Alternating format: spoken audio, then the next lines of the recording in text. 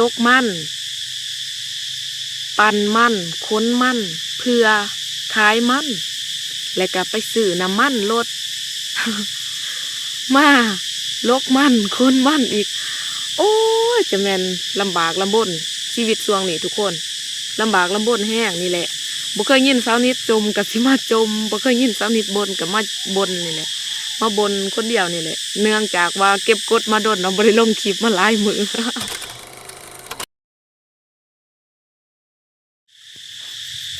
เฮลโลสบายดีสบายดีสวัสดีพ่อแม่พี่น้องเมื่อสุขูสู่คนเนาะมื้อนี้เนาะนิดก็มาอัปเดตและก็มารายงานโตวอีกครั้งเนาะเนื่องจากว่าช่วงนี้บ่ได้ลงคลิปมา4-5 มื้อแล้วเนาะบ่ได้ลงคลิปกะสาเหตุที่บ่ได้ลงคลิปนี่หนึ่งอันดับแรกเนาะสัญญาณช้าทุกคนสัญญาณช้าแห้งเนาะอัปโหลดคลิปนะ3 ชั่วโมงก็ยังบ่ไปเนาะนิดก็เลยโอ้ยงุดหงิดเด้เนาะ งุดหงิดเด้แบบเป็นจังไดวะคือบ่คักบ่แน่แท้วะหั่นนะก็บ่แม่นว่าเฮาบ่อยากลงคลิปเด้อเฮาอยากลงอยู่แต่ว่าสัญญาณช้าเนาะแล้วมื้อนี้เนาะนิดก็มาอัปเดตแล้วก็มารายงานตัวอีกครั้งมื้อนี้ก็พาพี่พาน้องมาเบิ่งหัวเบิ่งสวนนี่แหละเนาะ มาอัปเดตสวนให้เบิ่งแล้วก็ช่วงนี้เนาะนิดเองก็บ่ได้ไปไสน้องบ่ได้ไปไสเนื่องจากว่าน้ำมันขาดปั๊มเนาะแต่กะแปลกน้ำมันขาดปั๊มแต่ว่าทางนอกมีขายทุกคนบ้านนิดหันเป็นแนวนี้เลยเด้อทางนอกนี่มีขายเนาะและกาน้ำมันนี่ลิตรนึงนะตามปั๊มเนาะคันว่าซื้อในปั๊มหั่นนะลิตรนึงค่ะ42,000 กีบเนาะ42,000 กีบน้ำมัน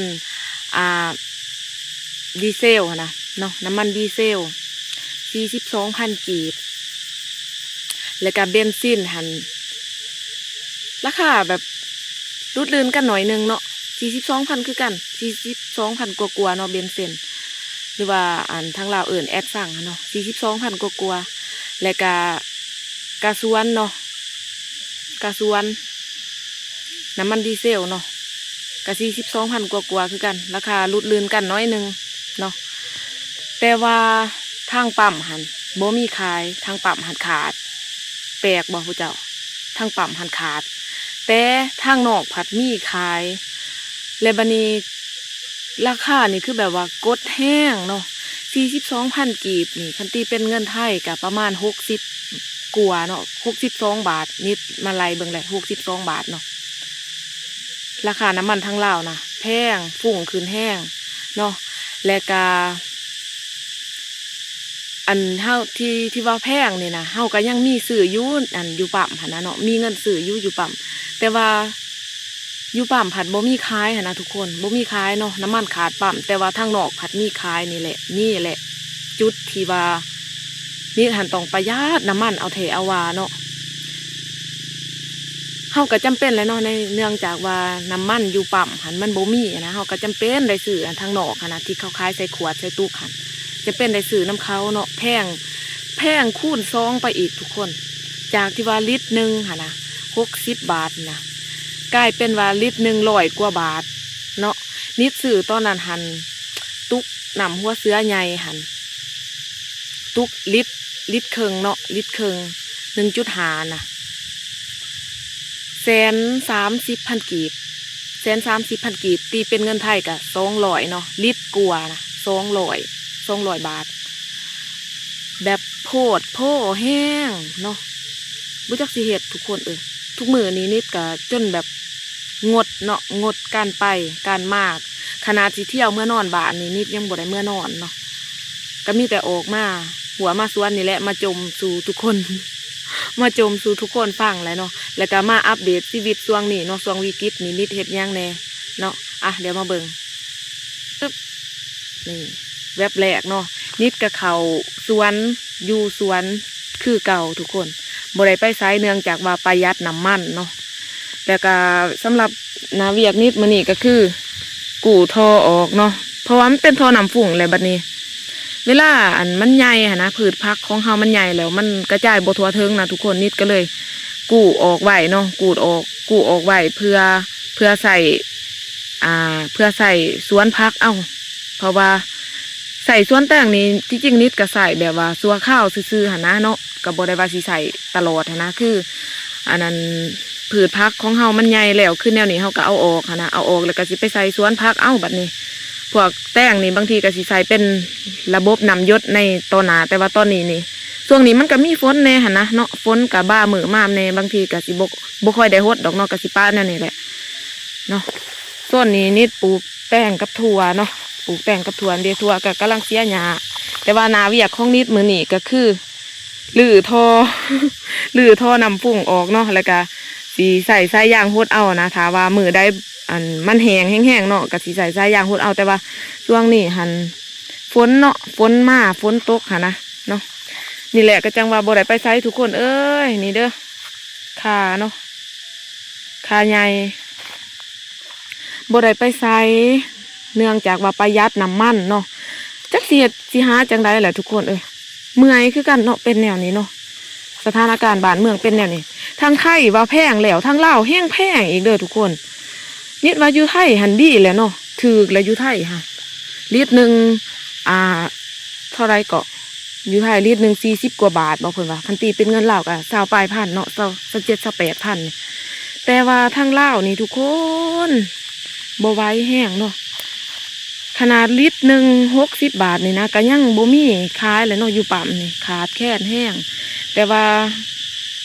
ขายอยู่นอกผัดว่ามีหั่นนะแต่ว่านิดหันก็จำเป็นเนาะได้ซื้อเพราะว่าคันบ่ซื้อกะเฮ็ดจังไดแหละบ่มีน้ำมันรถบ่มีมีรถขี่ก็ซ้ำบ่มีรถขี่เนาะเพราะบ่มีน้ำมันนะก็ได้ประโยชน์ก็ได้ประหยัดเนาะนี่แหละมาอัปเดตสวนผักให้ทุกคนได้เบิ่งนี่เด้เฮ็ดข้างเฮ็ดอีหยังแล้วแต่ว่าเฮ็ดข้างแล้วนิดกับสีอันนั้นเนาะสีสีมัดสายย่างเอาค่ะนะมัดสายย่างเอาเนาะกับบ่ได้เฮ็ดให้มันยุ่งยากอีหยังหลายดอกนี่แหละมาอัปเดตหัวส่วนให้ทุกคนได้เบิ่งแล้วก็มาจมนำเด้อมื้อนี้ มื้อนี้มีจมเนาะบ่คือแต่ละมื้อได้แต่ละมื้ออันบ่มีจมมื้อนี้มีจมแน่เนาะจมกับเรื่องน้ำมันนี่แหละบ่ไหวแห้งกับเรื่องน้ำมันนี่เสียดสิหาอีหยังจังไดแหละนี่พี่น้องเอ้ยเนาะมาอัปเดตสวนผักให้เบิ่งแล้วก็สิไปจมต่อเนาะเดี๋ยวนี้สิไปจมอยู่หันอีกเนาะไปจมหรือว่าไปบนให้ฟังอีกเนาะ เนาะกะอย่างที่หูอันไหนทุกคนสถานการณ์เป็นแบบนี้นะเศรษฐกิจย่ำแย่แห้งเป็นแนวนี้เนาะบ่ฮู้ว่าสิเฮ็ดสิหาอีหยังแหละทุกคนเอ้ยเนาะจักสิเฮ็ดสิหาอีหยังแหละแนวนี้นะหาอีหยังก็พอแต่ได้เติมน้ำมันรถเนาะคือส่วงก่อนนี่ก็น้องสาวกับน้องชายเนาะเพิ่นไปกลมันหั่นนะทุกคนเนาะไปกลมัน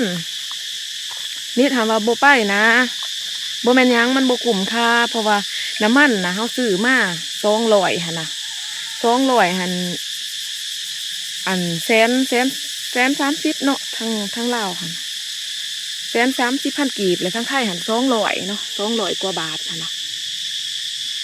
แล้ววันนี้เติมน้ำมันหั่นเนาะไปโลกมันนี้โลกมันผัดบุกบ่ได้คุ้มนะใส่น้ำมันรถนี่ก็หมดแล้วหั่นนะมันบ่คุ้มค่ากับเหือกับแห้งเนาะนิดว่าบ่ไปก็ได้ป้าโลดนะนี่ก็ว่าสิเนาะเพิ่นก็บ่ฟังไปได้เท่าไรก็เอาว่าซั่นมันก็ได้แต่เสียเมื่อยอะไรทุกคนจักสิได้อีหยังเนาะนี่ถามว่าไปลกมันปั่นมันค้นมันเพื่อขายมันแล้วก็ไปซื้อน้ำมันรถ มาลกมันค้นมันอีกโอ้ยจะแม่นลำบากลำบนชีวิตช่วงนี้ทุกคนลำบากลำบนแห้งนี่แหละบ่เคยยินสาวนิดจมกับสิมาจมบ่เคยยินสาวนิดบนกับมาบนนี่แหละมาบนคนเดียวนี่แหละเนื่องจากว่าเก็บกดมาโดนเราบ่ได้ลงคลิปมาหลายมือ ก็บ่แม่นว่าบ่อยากลงเลยทุกคนก็อยากลงอยู่แต่ว่าคือเว้าหั่นแหละสัญญาณก็ซ่าแห้งจักเป็นอีหยังมา4-5 มื้อนี่คันว่าเงินเน็ตนิดก็เติมปกติหั่นนะขวดเบิ่งอินเทอร์เน็ตก็ยังเต็มอยู่หั่นนะแต่ว่าเป็นยังแบบสัญญาณคือว่าซ่าแห้งแบบนี้นะนิดก็บ่เข้าใจคือกันแต่ก็บ่ได้เป็นแต่กับนิดได้แหละคนอื่นก็เป็นเนาะนั่นแหละสาเหตุที่บ่ได้ลงคลิปเนาะแล้วก็อัปโหลดมันซ่าหั่นนะเนาะ กะบ่เป็นหยังเนาะก็เฮ็ดคลิปคือเก่า เนาะก็เฮ็ดคลิปคือเก่าก็บ่เป็นหยังเด้อก็เฮ็ดคือเก่าเนาะแต่ว่าสัญญาณสายมันก็เลยแบบอารมณ์แบบงุดงิดหน่อยนึงอะนะทุกคนเนาะอารมณ์งุดงิดหน่อยนึงแต่ก็เฮ็ดคือเก่านี่แหละแล้วก็นี่แหละบ่ได้ยินสนิทบนสนิทจมมาดนกับสิได้ยินกับมื้อนี้นี่แหละแต่ว่าสวนผักของสนิทหันมึงเด้อต้นเบื้องนั้นเนาะต้นเบื้องนั้นเนาะสวนผักสนิทแต่ว่าบัดแลสนิทสิเฮ็ดคลิปอีกต่างหากเด้อเนาะบัดแลสิพาไปเบิ่งเพราะว่าช่วงนี้ก็มันยังบ่ทันเป็นระบบระเบียบหั้นนะ สำหรับทางนี้หันสวนแม่เนาะสวนแม่แต่ว่าเพิ่นหันบ่ได้ปลูกหยังเนื่องจากว่าค่าเอาล้านบ่มีคนเนาะบ่มีคนเฮ็ดนะเนาะนิดก็เลยมาปลูกถั่วปลูกแตงไว้นี่ปลูกถั่วปลูกแตงไว้แต่ว่าเสียหญ้าเพื่อสิปลูกผักอีกอันนั้นวางกลางนี่เนาะสิปลูกโหระพาคิดว่านะทุกคนนี่แหละคนบ่มีเวียกมีงานนี่ อยู่บ้านซื่อๆกับบ่เป็นเนาะบ่จักสิเฮ็ดอีหยังอยู่ซื่อๆนี่บ่ได้เลยเพราะว่าคนในครอบครัวนิดนี่ต้องได้เฮ็ดเวียกหั้นนะก็บ่แม่นว่าสิเฮ็ดแบบอันนี้ดอกบ่แม่นว่าสิเฮ็ดแบบบังคับอีหยังดอกแต่แบบว่ามันบ่สร้างสิอยู่นะอยู่ซื่อๆนะทุกคนเนาะก็บ่แม่นว่าขยันดอกก็ขี้ขลาดคือกันหากแต่ว่าเฮาอยู่ซื่อๆเฮาก็เสียเวลาซื่อๆเนาะบ่พอสิได้อีหยังหั้นนะก็เลยเฮ็ดไปเฮ็ดนี่แหละ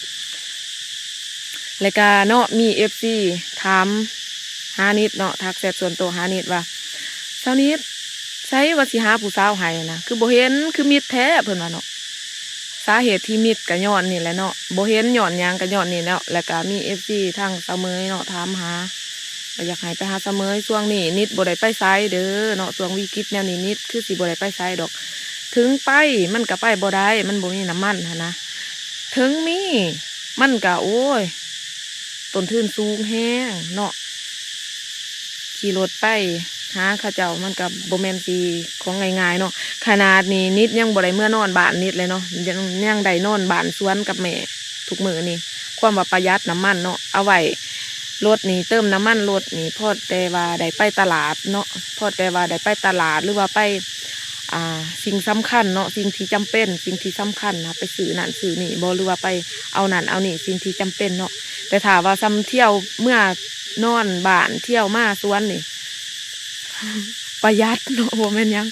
ประหยัดน้ำมันรถเด้ออ่ะสำหรับคลิปนี้ก็สิบ่มีหยังหลายดอกเนาะก็มาจมมาบนสู่ทุกคนฟังนี่แหละเนาะนี่แหละเวียกงานแต่ละของนี้แต่ละมื้อเนาะก็มาอัปเดตหน้าที่เวียกงานแต่ละมื้อเนาะช่วงนี้เป็นจังไดสถานการณ์บ้านเมืองทางนี้เป็นจังไดก็มาอัปเดตสู่ทุกคนได้เบิ่งได้ชมนํกันเนาะอ่ะแล้วพอกันไหมในคลิปต่อไปเด้อสิได้ขอปิดคลิปเลยเนาะแล้วก็สิได้เฮ็ดเวียกต่อแล้วพอกันไหมในคลิปต่อไปอ่ะขอบใจสบายดีสวัสดีจ้า